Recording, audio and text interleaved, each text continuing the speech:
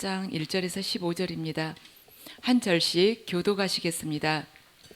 그때 여호수아가 아이를 빼앗아 진멸하되 여리고와 그 왕에게 행한 것 같이 아이와 그 왕에게 행한 것과 또 기브온 주민이 이스라엘과 화친하여 그 중에 있다 함을 예루살렘 왕 아도니세덱이 듣고 크게 두려워하였으니 이는 기브온은 왕도와 같은 큰 성임이요 아이보다 크고 그 사람들은 다 강하니라.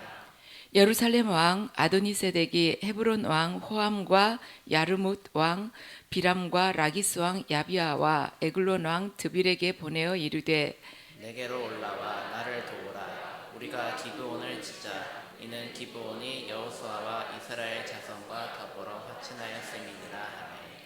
아모리 족속의 5 왕들 곧 예루살렘 왕과 헤브론 왕과 야르뭇 왕과 라기스 왕과 에글론 왕이 함께 모여 자기들의 모든 군대를 거느리고 올라와 기브온에 대진하고 싸우니라. 기브온 사람들이 길갈 진영에 사람을 보내어 여호수아에게 전하되 당신의 종들 돕기를 더디게 하지 마시고 속히 우리에게 올라와 우리를 구하소서. 산지에 거주하는 아모리 사람의 왕들이 다 모여 우리를 치나이다 하네. 여호수아가 모든 군사와 용사와 더불어 길갈에서 올라가니라. 그때 여호수아가 여호수아에게 이르시되 그들을 두려워하지 말라. 내가 그들을 네 손에 넘겨 주었으니 그들 중에서 한 사람도 너를 당할 자 없으리라 하시니라. 여호수아가 길갈에서 밤새도록 올라가 갑자기 그들에게 이르니 여호와께서 그들을 이스라엘 앞에서 패하게 하심으로 여호수아가 그들을 기브온에서 크게 살육하고 베토론에 올라가는 비탈에서 추격하여 아세가와 막게다까지 이르니라. 그들이 이스라엘 앞에서 도망하여 베도론의 비탈에서 내려갈 때 여호와께서 하늘에서 큰 우박덩이를 아세가에 이르기까지 내리심에 그들이 죽었으니 이스라엘 자손이 칼에 죽은 자보다 우박에 죽은 자가 더 많았더라. 여호와께서 아모리 사람을 이스라엘 자손에게 넘겨주시던 날에 여호수아가 여호와께 아뢰어 이스라엘의 목전에서 이르되 태양아 너는 기브온 위에 머무르라. 달아 너도 아얄론 골짜기에서 그리할지어다 하매. 태양이 머물고 달이 멈추기를 백성이 그 대적에게 원수를 갚기까지 하였느니라. 야살의 책에 태양이 중천에 머물러서 그의 종일토록 속히 내려가지 아니하였다고 기록되지 아니하였느냐. 여호와께서 사람의 목소리를 들으신 이 같은 날은 전에도 없었고 후에도 없었나니 이는 여호와께서 이스라엘을 위하여 싸우셨음이니라. 함께 읽으시겠습니다. 여호수아가 온 이스라엘과 더불어 길갈 진영으로 돌아왔더라. 아멘. 그동안 잘 계셨어요? 얼굴이 다 반짝반짝 하시네요. 예배가 없다 보니까 처음에는 조금 갈증이 났다가 또 나중에는 약간 몸에 배었다가 이 상태로는 좀 안 되겠다 그런 약간 불안감도 좀 있고 또 이렇게 만나기가 어려우니까 성도 간의 교제가 얼마나 소중했는지 그게 느껴지죠. 얼굴 그 마음껏 볼 수 있고 바로 옆에 있을 때 한 번이라도 더 이렇게 같이 손이라도 잡아볼 걸 그런 생각도 들고 그렇죠. 참 감사하게도 하나님께서 이제 날씨가 더워서 참 마스크 끼기도 힘든데 점차 이 확진자를 줄여주셔서 또 우리들이 또 서로 만날 수 있고 이 안에서 주님께 또 영광 드릴 수 있도록 해주셔서 정말 주님을 찬양드립니다. 여러분들 다 건강한 모습으로 뵙게 돼서 너무 감사합니다. 오늘 본문은 우리가 잘 아는 이 여호수아가 가나안의 5 부족을 물리치면서 해와 달까지 하나님께서 멈추어 주셨던 그런 그 전무후무한 사건이 같이 등장하면서 여호수아가 어떻게 한 번에 이렇게까지 할 수 있었으며 하나님께서 무엇 때문에 이렇게 큰 은혜를 내리셨는가 이렇게 기록이 되어 있습니다. 오늘 우리는 10장을 지금 읽었는데요. 여호수아 9장을 보면 이 기브온족이 어떻게 해서 이스라엘과 화친을 맺게 됐는지 기록이 되어 있어요. 기브온족들은 하나님께서 여호수아에게 진멸하라고 하신 가나안의 7 부족 중에서 한 부족이었습니다. 근데 이 기브온족들도 여호수아가 하나님의 그 영광에 힘입어서 요단강을 마른 땅 지나듯이 이스라엘 백성들이 지나왔고 또 홍해를 가르신 하나님께서 애굽에서 이들을 탈출시키시면서 10가지 재앙을 일으켰다는 것을 다 알고 있었어요.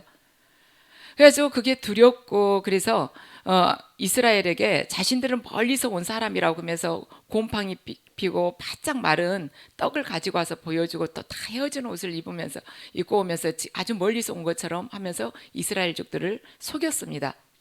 그런데 나중에 이렇게 해서 속여가지고 화친을 맺게 됐는데 나중에 이스라엘이 이 기브온족들한테 속았다는 것을 알게 됐어요. 그런데 하나님의 이름으로 약속을 해가지고 화친을 맺었기 때문에 이걸 다시 물려줄 수가 없었습니다. 그래서 기브온이 이제 이들에게 이야기를 한 것이죠. 너희들이 우리를 속이지 않았느냐. 그러니까 자기들은 하나님이 두려웠기 때문에 그렇게 했다고 그래요. 그래서 이들에게 이제 기브온이 여호수아가 훗날 나무를 패거나 물 깃는 일을 이들에게 시킵니다. 근데 이 기브온족들은 바벨론 포로기 그 70년이 지난 후에도 이 예루살렘으로 많이들 돌아와요. 그래갖고 성전에서 이렇게 물 깃는 일이나 이렇게 이전에 자신들이 했던 그 나무 패는 일들을 맡아서 하게 됩니다. 우리가 이 본문을 이 기브온족들이 이런 화친을 맺은 거나 이 본문을 가만 보면 어떻게 보면 여호수아가 기브온 족속을 받아들인 것이 실수인 것 같은데 한편으로 봐서는 긍정적인 면에서는 하나님을 두려워하는 사람들을 멸망시키지 않았다는 그런 부분도 있습니다. 제가 이 본문을 오늘 이제 이렇게 묵상을 하면서 생각을 하니까 하나님께서는 하나님을 두려워하는 자들을 반드시 구원을 시키시구나, 그런 마음이 이렇게 저한테 이렇게 들어왔어요. 그래서 이들이 여호수아가 실수를 해서 이들이 화친을 맺어서 살아남게 된 부분도 있지만 또 하나님께서 그 부분이 그 은혜를 이들에게 허락하셨구나. 두려워하는 이들에게 하나님을 두려워하고 하나님 안으로 들어오기를 원하는 자들에게 하나님께서 은혜를 허락하셨구나. 라합도 마찬가지였습니다. 하나님을 굉장히 두려워했어요. 근데 라합이든 기브온족이든 자신들이 두려워하기는 했지만은 그걸 입으로 시인을 한 것입니다. 그래서 믿음은 시인을 할 때 그러한 구원에 이르게 된다는 것이죠. 오늘 본문은요, 가나안 땅을 이제 7부족을 이걸 다 여호수아가 전쟁을 통해서 그 땅을 얻어내야 되는데, 탈취를 해야 되는데, 이 가나안 남부를 정복한 그러한 역사입니다. 남부에는 5개의 부족들이 이렇게 성을 쌓고 살고 있었어요. 그런데 이 5개의 성이 한꺼번에 이 여호수아에게 말하자면 여호수아와 전투를 치르게 돼요. 어떻게 보면 굉장한 위기입니다. 여호수아로서는요, 가나안 지역의 지형도 잘 모르고 거기에 그 사람들하고 이렇게 대전을 해본 경험도 없고, 근데 한꺼번에 5부족이 이렇게 공격을 해오는데 이 위기를 여호수아는 기회로 삼았습니다. 이스라엘이 가나안 남부 지역 5개의 이 성을 하나씩 진멸을 하려고 했으면 시간이 굉장히 많이 걸렸고 인명 피해도 컸을 거예요. 이들이 공격을 해 갔는데 성문을 꽉 닫고 안 열어주면 어쩌겠습니까? 계속해서 거기서 전투를 하면서 또 사망자도 생기지 않았겠습니까? 그리고 또한 많이 지쳤을 것입니다. 그런데 한 번의 전쟁으로 해가지고 이 5개국을 다 격파하고 점령을 해버렸습니다. 그래서 이스라엘로 봐서는 처음에는 기브온족을 받아들인 것이 실수였지만 하나님께서는 큰 뜻을 이루시기 위해서 우리 인간의 실수 또한 사용을 하셨습니다. 우리들에게도 어쩌면 살아가면서 엎친 데 덮친 격으로 힘든 일들이 이렇게 한꺼번에 겹칠 수가 있습니다. 그렇지만 우리가 가지고 있는 이 힘든 일들이 한꺼번에 겹칠 때 우리는 왜 이러지? 왜 나는 하는 것마다 이래 뒤로 넘어져도 코 깨져? 이럴 수 있는데 어차피 그 일들은 시간이 가면은 다 드러날 일들이었어요. 드러날 일인데 지금 같은 시간대에 이게 다 드러난 것 뿐이죠. 순차적으로 드러난 게 아니라 한 번에 다 드러났을 뿐인 것입니다.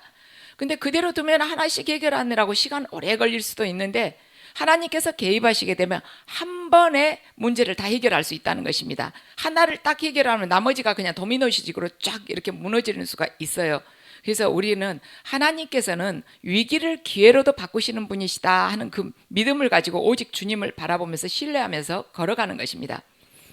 이때 여호수아가 이 가나안을 정복하던 시대에 기브온은 어땠냐면 베델이나 아이성보다 더 컸던 거예요. 기브온이. 어, 그렇게 생각하면 아이성을 치러 올라갔을 때도 그렇게 쉽지는 않았는데 이 기브온족들이 어떻게 자기들이 순순히 꾀를 이렇게 부려서 자기들을 살려달라고 화친을 맺게 해달라고 이렇게까지 제 발로 걸어왔을까 하는 생각을 우리가 할 수가 있죠. 아이성보다 더 큰 성을 가진 이 기브온족들이 제 발로 온 것입니다. 아주 초라한 모습으로. 이 말씀을 제가 묵상하면서 느낀 게, 아, 지도자를 정말 지혜로운 지도자를 만나야겠구나. 이 나머지 남부의 나머지 5 부족들도 다 홍해를 건너거나 아니면 요단강을 건널 때 이 이스라엘 백성들에게 하나님께서 얼마나 놀랍게 역사를 하셨는지 다들 알고 있었어요. 그런데 버틴 것입니다. 근데 기브온족은 본인들이 먼저 스스로 와서 우리가 종이 되겠다고 하면서 화친을 맺은 거예요. 그렇게 됐을 때 이들은 다 목숨을 구할 수가 있었던 것입니다. 구원에 이를 수가 있었어요. 그래서 어떤 지도자를 만나느냐에 따라서 백성들이 구원을 받을 수도 있고 아니면은 완전히 진멸당할 수도 있다는 것을 우리는 본문을 통해서 알 수가 있습니다. 기브온이 항복한 것은 가나안 나머지 부족들에게는 굉장히 치명적인 것이었습니다. 왜냐하면 기브온족들이 살고 있었던 이 성에서 10km 떨어진 데가 예루살렘이었어요. 이 예루살렘 성의 말하자면 왕이 누구냐면 오늘 본문에 나온 아도니 세덱입니다. 그런데 이 사람은 어땠냐면 10km 떨어진 데서 자기가 성을 지키기가 쉽지가 않잖아요. 기브온족도 가서 항복해 버렸지. 그러고는 이제 이스라엘 백성들이 여기 와서 지키고 있으면 그 10km 떨어진 데서 얼마나 불안하겠습니까? 그러니까 이 아도니세덱이 말은 기브온족이 우리를 배신하고 이스라엘에게 가서 항복했다. 우리가 기브온족을 치러 가자. 이렇게 했지만 실은 그 속내에는 그것도 있었지만 이스라엘이 여호수아가 그쪽에 와서 딱 터전을 잡고 있으면 자신의 신변이 불안해지니까 서로 동맹을 맺어가지고 공격을 하기로 한 것입니다. 그래요. 세상 속에서도 영적인 부흥이 있을 때마다 사탄은 가만히 있지 않습니다. 그냥 영적 부흥을 일으켜라 하고 이렇게 내버려 두지 않아요. 내가 세상 속에서 말하자면 거기에 푹 빠져 살다가 회개하고 하나님 앞으로 나아오려고 하면은 가까운 사람들이 방해를 한다거나 아니면은 열심히 믿어보려고 하는데 자식이 중환자실에 입원해가지고 또 옆에 가까운 사람들은 왜 믿는데 하나님 믿었는데 왜 중환자실까지 입원하냐, 여태까지 건강했던 사람이 이런 식으로 해가지고 우리를 실족시킬 수도 있습니다. 또한 이제 제대로 잘 믿으려고 했는데 집이 갑자기 경제적으로 가산이 확 기울을 수도 있어요. 그럴 때는 우리가 시험을 받을 수도 있지만 정말 중요한 것은 뭐냐면 이 땅에서 잔고가 얼마 더 쌓이느냐, 건강해가지고 99세를 사느냐 120세를 사느냐 이게 문제가 아니라는 것입니다. 우리의 영혼이 어디를 결국에는 가느냐에 우리 영혼이 종착역이 어디냐가 중요한 것입니다. 그래서 우리가 내 자신이 영적인 부흥 안으로 들어가려고 할 때는 반드시 사탄이 공격하게 될 것이며 그 공격을 우리가 받게 된다면 딱 이 둘 중에 하나를 내가 결정을 해야 되구나. 내가 사탄의 종으로 들어갈 것인지 그래야 해서 결국에는 사망에 이를 것인지 아니면은 내가 하나님의 백성이 될 것인지 지금 이 땅에서는 잠시 고통스럽지만 영생을 얻는 그 길로 갈 것인지를 항상 우리가 이걸 비교하면서 선택을 해야 될 것입니다. 사무엘 선지자 때 이스라엘이 미스바에 모여서 대대적으로 회개하면서 하나님을 제대로 믿으려고 결단했을 때가 있었습니다. 근데 그들이 회개하면서 하나님을 제대로 믿으려고 하니까 무슨 일이 벌어졌냐면 블레셋 군대가 어마어마한 병사들을 데리고 이스라엘을 공격을 했어요. 그래요. 우리가 영적 부흥 안으로 들어가려고 하면 뭔가 사탄은 우리를 굉장히 두렵게 합니다. 미리서 포기하게끔 해요. 그렇지만 사탄의 세력은 결국 우리를 이겨내지 못할 것입니다. 왜냐하면 하나님께서 이스라엘 백성과 항상 함께하고 계시기 때문이에요. 우리가 그분을 떠나지 않으면 그분은 반드시 우리를 승리케 해주시는 분이십니다. 오늘 2절 말씀을 보면 크게 두려워하였으니 이는 기브온은 왕도와 같은 큰 성임이요 아이보다 크고 그 사람들은 다 강함이니라. 기브온이 아이성보다도 더 크고 거기 있는 기브온이 군사력이 굉장했다는 것입니다. 그런데 이들이 지도자는 일찌감치 의논을 하고 이스라엘 안에 딱 흡수가 돼버렸어요. 성도들의 힘은요 세상적으로 어떤 굉장한 학벌을 가졌다 할지, 아니면 재력을 가졌다 할지, 아니면 굉장히 높은 지위에 지금 머물러 있다 할지, 아니면 다른 사람과는 아주 비교가 되는 재능을 가졌다 할지, 이 안에 성도들의 힘이 있는 것이 아닙니다. 성도들의 힘은 어디가 있냐면 하나님께서 우리와 얼마나 함께 하시느냐, 거기가 있다는 것입니다. 그래서 우리에게 중요한 것은 뭐냐면 하나님께서 우리와 함께 하시도록 하는 거예요. 우리의 힘은요, 세상이 가히 우리를 감당하지 못할 만한 그 힘은 어디서 나오냐면 하나님께서 우리와 함께 하시는 대로부터 말미암은 거예요. 그래서 우리가 하나님과 함께 하도록 해야 되는 것이죠. 물론 우리가 하나님 우리와 함께 해주세요, 그런다 해서 항상 함께 해주시는 것은 아닙니다. 하나님이 어떨 때 함께 해주시냐면 하나님의 말씀에 순종할 때 함께 해주십니다. 그래서 그분의 백성으로 부름받은 우리가 힘써야 될 것은 뭐냐면 하나님의 말씀에 절대적으로 순종하는 것입니다. 그러면 하나님께서 우리와 함께 하시고 우리를 강하게 하시고 우리 대적들에게 두려움의 대상이 되도록, 우리 대적들이 우리를 생각할 때 굉장히 두렵도록 그렇게 하나님께서 만들어 주시는 것입니다. 그거 언제 이루어지냐면 하나님의 말씀에 순종할 때 그러한 결과가 온다는 것입니다. 오늘 7절에서 9절 말씀을 보면 여호수아가 모든 군사와 용사와 더불어 길갈에서 올라가니라. 그때 여호와께서 여호수아에게 이르시되 그들을 두려워하지 말라. 내가 그들을 내 손에 넘겨주었으니 그들 중에서 한 사람도 너를 당할 자 없으리라 하신지라. 여호수아가 길갈에서 밤새도록 올라가 갑자기 그들에게 이르니, 여호수아가 기브온 거민들의 요청을 받고 이 길갈에서 밤을 새워서 기브온으로 올라갑니다. 길갈에서 기브온까지 거리는 40km예요. 그런데 거기가 평지가 아니죠. 가파르죠. 얼마나 힘들겠습니까? 우리 평지를 1시간 동안 4km 걷는다고 하지 않습니까? 그런데 가파른 길 40km면 얼마나 어렵겠습니까? 근데 그 요청을 받자마자 바로 출발을 한 거예요. 그래가지고 밤중에 도착한 것입니다. 도착해서 쉬지도 않고 기습 공격을 해버려요.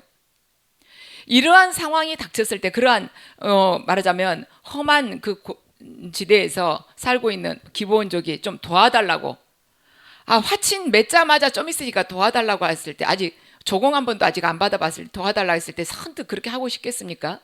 그런데다가 지금 5 부족이 공격을 한다는 거예요. 자칫하면 이스라엘 백성들이 많이 죽을 수 있습니다. 인명피해를 입을 수가 있죠. 그런데 기브온은 뒤로 물러서지 않고 바로 출발합니다.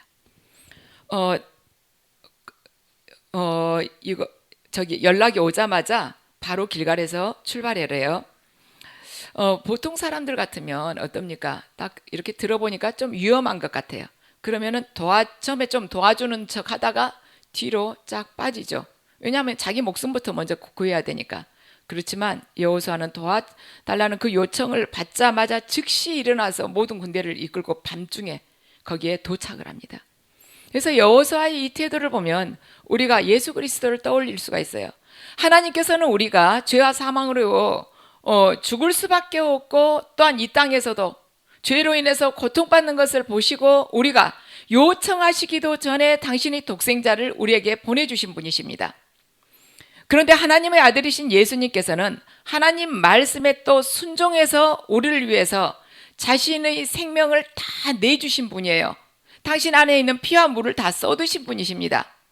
그러므로 우리 주위에 어떤 이웃들이 도움을 청할 때 어떤 인간적인 계산을 하지 말고 그냥 우리가 기꺼이 일어서게 된다면 하나님께서는 우리가 그를 도울 수 있도록 하나님께서 우리를 도우실 것입니다.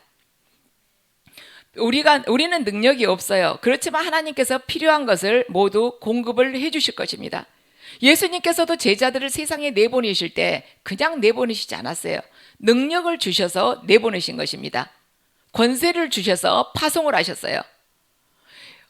주님께서 우리에게 이웃을 위해서 헌신하라고 하실 때 빈손으로 보내시지 않습니다.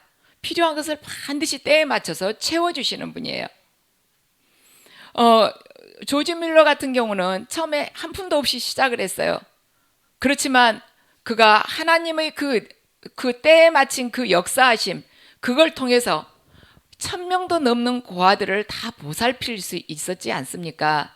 그러므로 어려운 처지에 있는 이웃을 우리가 돕고자 할 때 우리의 빈손, 내가 지금 무엇을 할 것인가? 이걸로 뭘 해?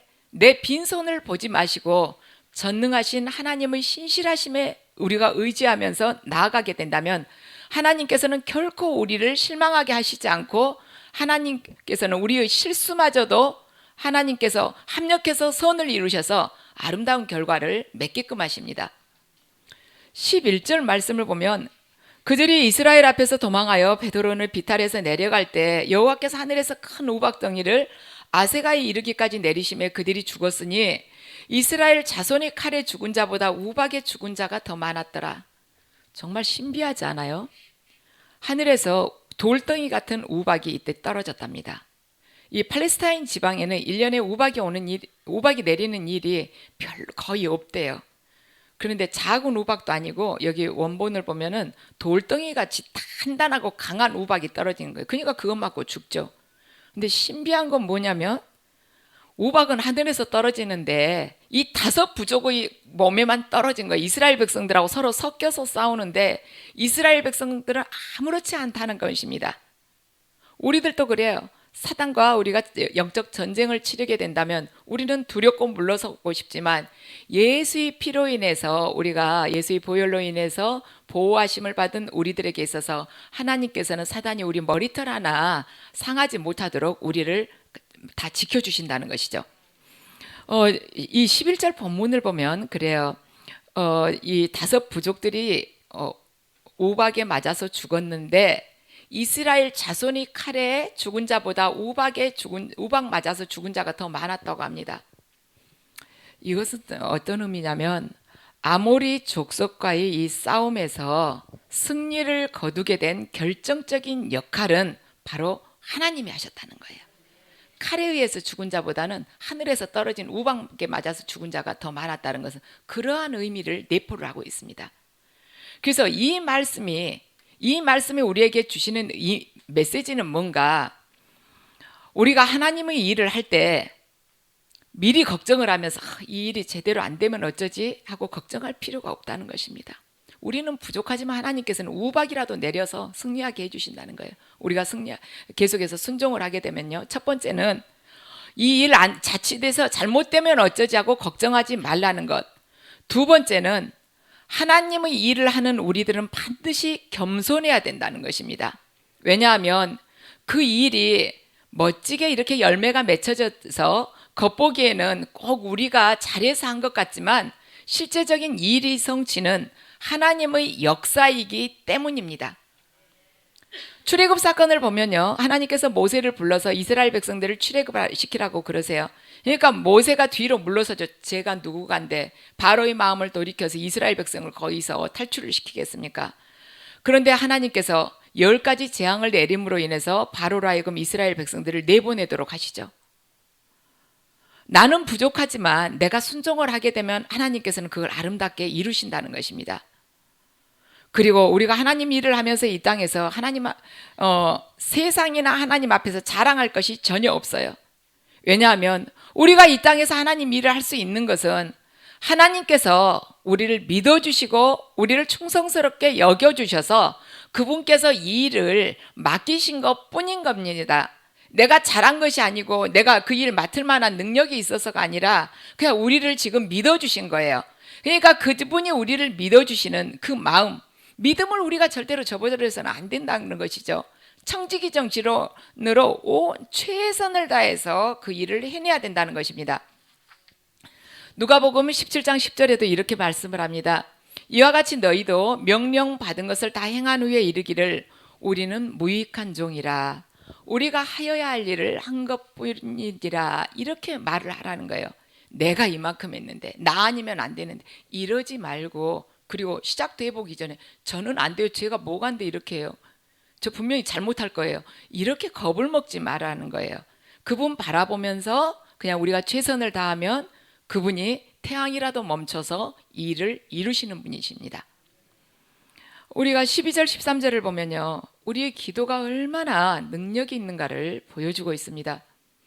여호수아가 이 남부의 5 동맹군과 싸우면서 마지막까지 쉬지 않고 그들을 그냥 한 번에 다 진멸을 해버리려고 그래요.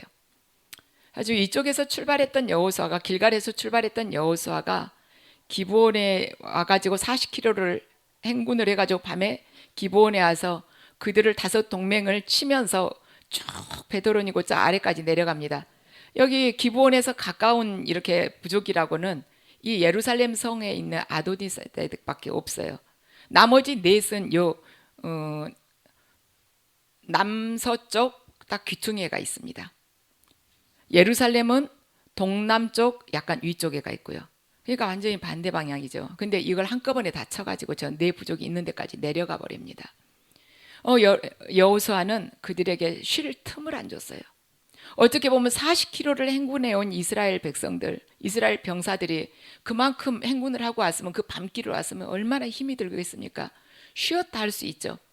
이 5 동맹들은 딱 자기들끼리 이제 힘을 합쳐가지고 기다리고 있었을 거예요. 밤에 자면서 느긋하게. 그런데 그냥 한밤중에 와서 이 이스라엘이 쳐버린 것입니다.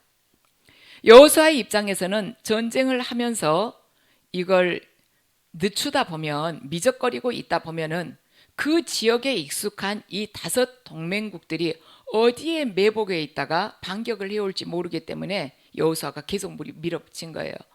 여호수아는 지금 이 말하자면 가나안 땅에 들어온 지 얼마 안 됐어요. 얼마 안 됐습니다. 그래서 길갈에서 지금 이렇게 올라가고 있었어요. 그런데 그쪽에서 살고 있는 사람들은 얼마나 그 길에, 기브온족이나 나머지 5 동맹들은 그 지리에 얼마나 익숙해져 갖고 있었겠습니까? 자기들 평생 살고 있었던 데인데. 그런데 이스라엘 백성들은 지금 온 지 얼마 안 됐잖아요. 그러니까 계속 시간을 끌게 되면 이들이 이제 여기저기 게릴라처럼 숨어가지고 여기저기서 나타나게 되면은 이스라엘 백성들한테는 불리한 것이죠. 그러니까 여호수아가 한 번에 계속 밀어붙여 버린 거예요. 그래서 하면서 하나님께 기도를 드려요. 선포를 하죠. 태양과 달을 멈추게 해달라고 그러죠. 그러니까 하나님께서 그 기도를 기쁘게 받으시고 정말 전무후무한 역사를 이 이스라엘에게 해주십니다. 이제 성경에서는 태양이 멈췄다고 그러지만 사실 우리가 과학적으로 보자면 태양이 멈춘 게 아니죠. 지구가 태양 주위를 이렇게 돌고 있잖아요. 그런데 이렇게 자전을 하면서 이렇게 돌고 있잖아요. 그런데 지구가 자전하는 속도가 아주 느려졌다는 것이죠. 이렇게 하루 한 바퀴 돌아야지 낮과 밤이 있는데 그 속도를 아주 늦춘 거예요. 그리고 달은 지구 주위를 이렇게 빙빙 돌잖아요. 근데 달이 이렇게 지구 주위를 도는 것을 그걸 늦춘 것입니다. 그렇게 해서 태양과 달이 멈추게 된 거예요. 근데 그 시대에는, 여호수아 이 시대에는 태양이 지구를 돈다고 생각을 했어요. 지구는 가만히 있고 태양이 돈다고 생각을 해서 그러한 관념을 가지고 있었기 때문에 태양을 멈춰달라고 한 것이죠. 근데 하나님께서 이들이 눈높이에 맞춰서, 이들이 가지고 있는 그 마음, 그들이 지식에 맞춰서 그냥 거기에서 멈춰주신 것입니다. 하나님께서 야, 태양이 멈추는 게 아니야, 지구가 자전을 천천히 해야지, 이렇게 하시지 않고 벌써 여호수아가 그렇게 이야기를 해도 하나님은 우리의 마음을 다하시고 그렇게 해주신 거예요. 그래서 이 전쟁을 통해서 우리가 알 수 있는 것은 마귀와의 영적 전쟁에 있어서는 절대 느긋하게 싸워서는 안 된다는 거예요. 왜냐하면 마귀는 지금 최선을 다하고 있거든요. 그래서 우리가 하나님 일을 하면서 기도를 하든 사역을 하든 최선을 다해야 되는 것입니다. 마귀들한테 틈을 줘서는 안 돼요. 그동안의 마귀들은 전열을 다시 가다듬어서 다시 우리를 공격해 올 수 있기 때문입니다. 그러니까 한번 공격을 시작했다면 마귀와 정신을 못 차리게 계속 밀어붙여가지고 그냥 쫓아내버려야 되는 거예요. 그럴 때 하나님께서는 우리에게 크고 비밀한 일을 보여줄 것입니다. 예레미야 33장 3절을 보면 내게 부르짖으라 그러면 내가 응답하겠고 네가 알지 못하는 크고 비밀한 것을 보여주신다는 거예요. 지금까지 듣도 보지도 못하는 해하다를 멈춰주신다는 것입니다. 14절을 보면 여호와께서 사람의 목소리를 들으신 이 같은 날은 전에도 없었고 후에도 없었으니 이는 여호와께서 이스라엘을 위하여 싸우셨음이니라. 이 가나안의 자석 부족과 싸우게 된 동기가 무엇입니까? 기브온족들이 와서 이들에게 도움을 요청하지 않았습니까? 그러니까 처음 싸우는 동기는 사실 기브온족들을 보호하기 위해서 싸우러 간 것이었어요. 그런데 하나님께서는 이스라엘을 위해서 싸우셨다는 것입니다. 하나님께서 태양과 달을 멈추게 하신 그 사건은 이스라엘을 위함이었다고 지금 성경은 말씀을 합니다. 이 전쟁이 처음에는 기브온족을 위해서 전쟁하는 것처럼 보였지만 하나님께서 결국에는 첫 번째로는 이스라엘 백성을 위해서 태양과 달을 멈추셨다는 것이에요. 하나님께서 돌덩이처럼 크고 강한 그러한 우박을 내리셔서 적군들만 딱 골라서 죽이는 거. 출애굽 때 상인방에 어린 양의 피를 바른 그 집은 말하자면 죽음의 천사가 그냥 건너뛰어 갔듯이 딱 이 우박이 이스라엘 백성들만 싹싹 건너뛰어서 그렇게 가서 그 적들만 죽이게끔 하셨다는 것입니다. 그걸 우리가 생각하면 얼마나 흥분이 됩니까? 지금 내가 이 땅에다 두 발을 들이고 살아가야 되는데 나의 삶을 전체를 흔들 만한 문제들이 있어요. 앞이 캄캄하고 어떻게 돼야 될지 모릅니다. 그 문제가 생기기 전에도 나는 굉장히 힘들었는데 생각지도 않는 문제가 터진 것입니다. 그래서 내 삶 전체가 송두리째 흔들리는 것 같은데 하나님께서는 태양도 달도 멈추시게 하는 분이시라는 것입니다. 왜 그러시는가? 이스라엘 백성, 당신께서 택하신 백성을 살리시기 위해서 그분께서 그렇게 놀랍게 역사를 하시는 분이시라는 것입니다. 그래서 우리가 믿음 생활하면서 우리의 삶 전체를 진동시키고 모든 것이 무너져 버릴 것 같은 문제가 생긴다 할지라도 이 여호수아 10장을 우리가 기억을 해야 돼요. 지금 나의 문제로 인해서 내가 낙담하고 좌절하고 있는가? 나의 직장의 문제 때문에, 아니면 병 때문에, 아니면 경제적인 문제 때문에, 사람과의 관계로 인해서, 그래서 내가 내 삶에 있어서 정말 탄식이 나고 모든 희망이 꺼져버린 것처럼 느껴지는가? 이럴 때일수록 주님께 전심으로 기도하면서 돌진을 해야 되는 것입니다.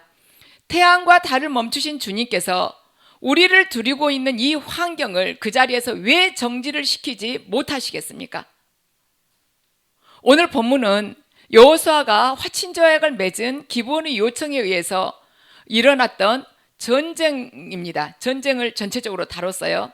그런데 이 전쟁을 통해서 하나님께서는 하나님 당신의 백성을 얼마나 사랑하시며 우리의 그 기도에 가냘픈 그 기도에 얼마나 강력하게 역사하시는지를 우리에게 지금 알려주고 계시는 것입니다.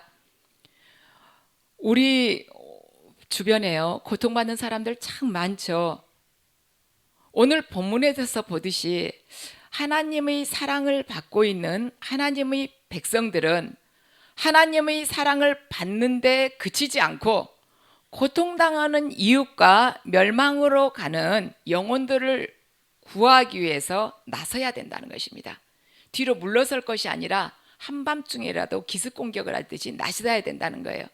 그렇게 될 때 우리가 우리 목숨마저도 아끼지 않고 한 영혼의 구원을 위해서 우리가 나의 목숨이 잃는 것을 두려워하지 않고 나서게 될 때 우리는 하나님께서 나를 통해 어떻게 역사하시는지 그걸 우리가 보게 돼요. 그래서 여러분 모두가요, 하나님께서 기뻐하시는 일을 하게 될 때, 계산하지 않고 기뻐하시는 일을 하시면서 여러분 모두가 하나님의 도우심을 반드시 체험하시기를 바랍니다. 또 하늘이 보좌를 움직이는 담대한 기도를 통해서 능력 있는 역사들이 여러분과 제 삶 속에서 일어나고, 또한 여러분과 제가 하나님 나라를 확장하는 데 귀하게 쓰임받는 그러한 성도들이 되시기를 축복합니다.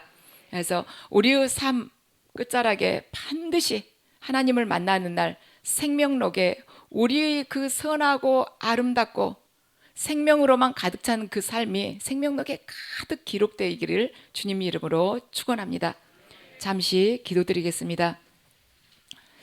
아버지, 죄와 사망에 머무를 수밖에 없는 저희들을 아버지께서 은혜로 불러주시고 구원해 주심을 감사드립니다.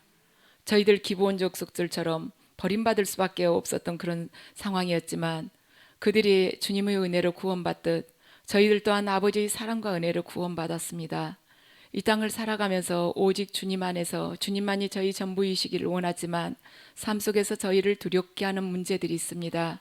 아버지, 저희가 문제를 바라보지 않고 오직 주님의 그 역사하심과 전능하심을 바라보면서 이 삶 속에서 믿음 생활하며 결코 넘어지지 않고 오직 주님만 신뢰하며 마침내 승리하게 하시옵소서.